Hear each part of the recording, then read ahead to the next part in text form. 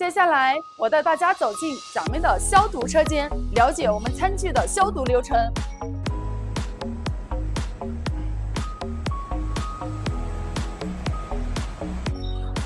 这里是咱们的除渣车间，所有收回来的餐具由咱们的人工把这个大垃圾给分拣出来之后呢，由这台机器进行我们的餐具和餐厨的分离。这个浸泡池呢，是用来浸泡咱们的这个餐具上面的残留，用这个咱们的洗涤用品对它进行一个浸泡。浸泡之后呢，这里的浸泡水温是达到80度以上。好，接下来浸泡之后呢，我们的碗筷呢，由咱们的这个分离机把它分出来。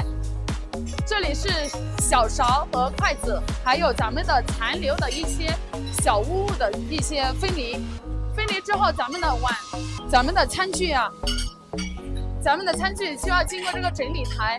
这个整理台的作用就是把所有的餐具进行整理之后呢，由我们的这个高温喷淋，这里有高温喷淋，它里边是这个蒸汽，还有这个80度以上的高温水进行冲洗。接下来是咱们的出洗车间。出洗车间呢，是经过刚才整理台上的，经过整理之后的餐具到出洗车间，经过这个浸泡，然后再经过我们的高温冲洗。这里是咱们的精洗车间。经过这一个车间的餐具其实已经是合格的餐具，但是呢，在咱们的这个餐香行业来说，我们要进行再次的精洗浸泡，然后再过来之后呢，就到了我们的高温消毒车间。高温消毒车间，我们的温度国家要求是在160度之上，那么咱们家呢是要到达200度以上的餐具才可以进行下一步的分拣和包装。